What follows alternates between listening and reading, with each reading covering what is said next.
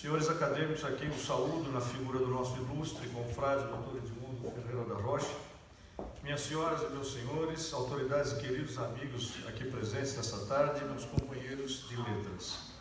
Inicio essa saudação com meu emocionado agradecimento aos ilustres integrantes e caros amigos da Academia de Letras de Campos do Jordão, que tiveram a tocante generosidade de lembrar e indicar o meu nome para ocupar a honrosa distinção de membro correspondente em São Paulo dessa instituição. Indicação que para mim é muito significativa e representa um chamado para abraçar a missão de fortalecer o amor pela cultura e pelo conhecimento por meio da literatura, no exercício da leitura e no ofício da escrita. Essa elevada distinção marcará minha vida ao oferecer-me o privilégio de conviver com ilustres personalidades que vivenciam a cultura em Campos do Jordão,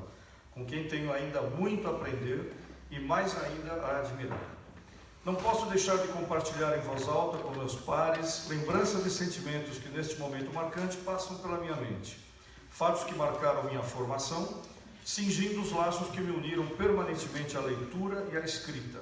para demarcar a compreensão que tenho do amplo sentido do lugar que passo a ocupar nessa academia. A Academia de Letras de Campos do Jordão é uma notável entidade cultural da cidade que se orgulha em ter o melhor clima do Brasil, de ser a cidade mais alta do Brasil e de ter o ponto culminante ferroviário do Brasil, condição sobejamente vivenciada por centenas de milhares de visitantes que procuram anualmente desfrutar desse acervo único que a cidade generosamente a todos oferece. Projeto visionário da importante figura pública que foi Pedro Paulo Filho, a Academia repete a grandeza de seu idealizador, acolhendo colaboradores jordanenses de nascimento ou de adoção como eu, que tive o privilégio de conviver diariamente com essa cidade mágica por quase 7 anos, período em que atuei na Estrada de Ferro Campos do Jordão. Tenho agora o duplo orgulho de compartilhar com Pedro Paulo, se não no mesmo tempo, mas certamente no mesmo espaço, o pertencimento não só a essa academia, mas também à Estrada de Ferro, onde ele atuou por vários anos, tendo deixado entre seus inúmeros feitos o belo livro que escreveu sobre sua história.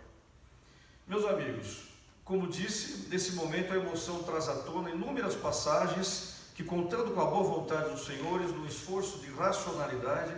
tentarei articulá-las para que eles façam sentido. Aproveitando minha inquietude infantil, minha curiosidade quase infinita do alto dos meus 3 anos, minha mãe inicia meu processo de alfabetização com uma cartilha que guardo até hoje. Salpicada de desenhos e imagens atraentes, essa publicação singela intercalava entre cachorrinhos e casinhas, vogais e consoantes, significados que iam sendo decifrados pouco a pouco com a ajuda maternal, tal qual aquelas antigas cartas enigmáticas que as revistas juvenis publicaram durante anos. Esse aprendizado doméstico era posto em prática a partir da minha observação de placas e sinais gráficos que eu via nas ruas, nos passeios familiares que fazíamos pelas ruas do bairro da Liberdade, onde morávamos, quando eu me sentia desafiado a identificar o significado do conjunto de letras articuladas em palavras e nomes. Em complementação a esse aprendizado, na mais tenra idade, minha mãe despertou em mim e meu irmão a escuta atenta das histórias de diversos autores, por meio de leituras diárias que ela fazia para nós, nos momentos em que já estávamos deitados, prestes a complementar nos sonhos os textos que por meio dela recriávamos a nossa imaginação infantil.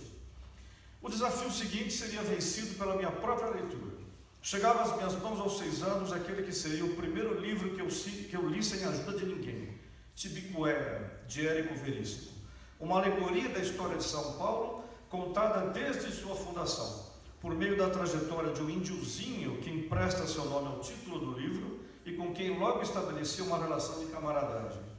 Quando me lembro das primeiras leituras do período da infância, não posso deixar de evocar a biblioteca da casa do meu avô, onde eu podia ter acesso permanente às generosas prateleiras que acolhiam cada um dos seus livros, cuidadosamente registrados no fichário que ele conservava sob sua mesa de trabalho.